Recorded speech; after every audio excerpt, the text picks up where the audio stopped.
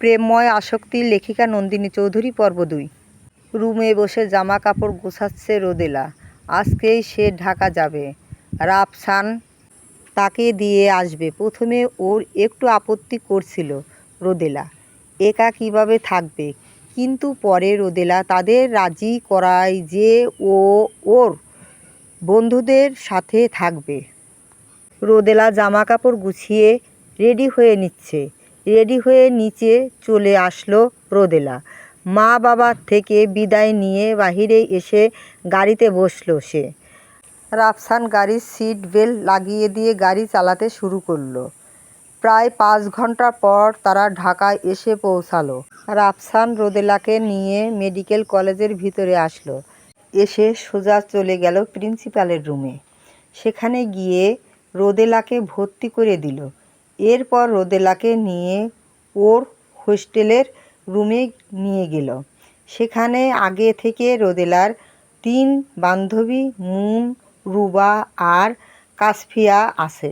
এরা 3 জন রোদেলার খুব কাছের বান্ধবী। রাফসান রোদেলা সব বুঝিয়ে দিয়ে চলে আসলো। যাওয়ার আগে সবাইকে বলে দিয়ে গেছে ওর বোনের খেয়াল রাখতে। রাফসান চলে যাওয়ার পর রোদেলা ওর বন্ধু বান্ধবীদের সাথে কুলাকুলি শুরু করলো। অনেক কষ্টের পর আজকে রোদেলা আসতে পারলো এখানে। রোদেলাকে কাছে পেয়ে 3 বান্ধবীও অনেক খুশি হয়েছে। মুন রোদেলাকে জড়িয়ে ধরে বলে, মুন, ইয়েস, ফাইনালি তুই চলে আসলি। আমি অনেক খুশি হয়েছি রে বোন। রোদেলা, হয়েছে জানি তো কেন এত খুশি আপনি। আমার ভাইকে দেখছেন না, তাই তো এখন আরও বেশি খুশি। মুন, দূর যা। রুবা, হে হে হে, দেখো লজ্জা পাইছে। কাসফিয়া, যা বলছিস, হি হি। রাফসানকে দেখেই তো লজ্জা, তাহলে সামনে গিয়ে কিভাবে কথা বলবি? মুন, জানি না রে। রোদেলা হেসেছে। চলো একটু কলেজটা ঘুরে আসি সবাই। হ্যাঁ, চলো। তারপর 4 জন মিলে চলে গেল কলেজে ঘুরতে। কলেজে এখন শুধু ডাক্তাররা আছে আর স্যারেরা। ক্লাস শেষ হয়ে গেছে, তাই সব স্টুডেন্টরা চলে গেছে। ওরা 4 জন মিলে কলেজ ঘুরে দেখছে। 4 জন কলেজ ঘুরে চলে আসে রুমে। দুপুরে ফ্রেশ হয়ে 4 জন খাবার খেয়ে নেয়। পরের দিন সকালে 4 জন রেডি হয়ে যাচ্ছে কলেজের জন্য। 4 জন রেডি হয়ে চলে আসে কলেজের ক্লাসে। রোদেলার খুব ভালো লাগছে। সে ডাক্তারি পড়ার সুযোগ পেয়েছে। সিডনি অফিসে নিজের রুমে বসে আছে আদ্রিয়ান। চোখ মুখ তার রাগে ফুলে উঠেছে। তার সামনে মাথা নিচু করে দাঁড়িয়ে আছে সাইমন। ভয়ে থরথর করে কাঁপছে। আদ্রিয়ান কপালে আঙ্গুল ঘষছে আর বলছে, আদ্রিয়ান, আমার বাংলাদেশে যাওয়ার ব্যবস্থা করো। আমি আজকেই বাংলাদেশে যাব। সাইমন, আজকেই? কিন্তু স্যার, আপনি তো বলেছিলেন যে আপনি সামনের মাসে যাবেন। আদ্রিয়ান, হ্যাঁ বলেছিলাম, কিন্তু তখন আমার রোদেলামি সিলেট ছিল, কিন্তু এখন রোদেলামি ঢাকায় চলে এসেছে। তুমি জানো আমার রোদেলাময়ের জীবনে ঝুঁকি আছে, আর সেটা জেনে আমি এখানে বসে থাকতে পারবো না। আমাকে বাংলাদেশে যেতে হবে। এখন যা কাজ আছে সব বাংলাদেশে গিয়েই করব। সাইমন, জি আচ্ছা স্যার, আমি সব ব্যবস্থা করছি। সাইমন চলে গেল আর আদ্রিয়ান চেয়ারে হেলান দিয়ে বসল। আদ্রিয়ান খান আমার খুব নামকরা এক মাফিয়া। সবাই তাকে অনেক ভয় পায়। আদ্রিয়ানের পরিবারের ব্যাপারে কেউ কিছু জানে না। আদ্রিয়ান 5 বছর বয়স থেকেই অরফানে থাকতো সিডনির। সেখানেই বড় হয়েছে। তারপর নিজের এই মাফিয়া জগৎ তৈরি করেছে। এদিকে ক্লাস শেষ করে ক্যাম্পাসে হাঁটছে কাসফিয়া।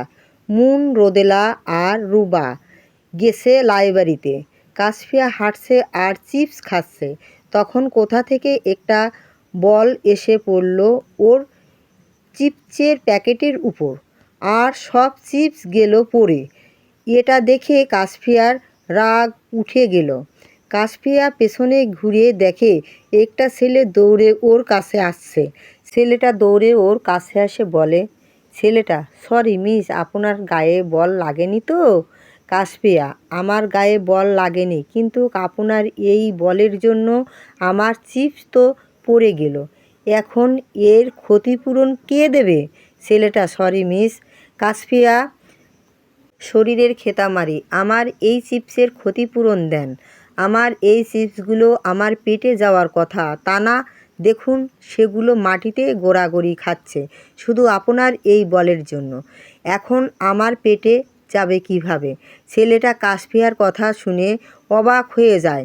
কি বলছে মেয়েটা? ছেলেটা কাশপিয়াকে কিছু বলবে তার আগে পিছন থেকে আরেকটা ছেলে ওকে ডাক দিল, কাউসার। ছেলেটা ওর নাম শুনে পেছনে তাকিয়ে দেখে ওর বন্ধু ওকে ডাকছে। ছেলেটা আর কাশপিয়াকে কিছু না বলে ওর বন্ধুর কাছে গেল। কাশপিয়া ছেলেটার চলে যাওয়া দেখে বলে, কাশপিয়া, আরে এই বলওয়ালা, আমার চিপসের ক্ষতিপূরণ দিয়ে যান। এই ছেলেটা কাশপিয়াকে ডাকে পাত্তা না দিয়ে চলে যায়। আর কাশপিয়া রাগ মুখ ফুলিয়ে রোদেলাদের কাছে যায়। রোদেলারা লাইব্রেরিতে বসে আছে।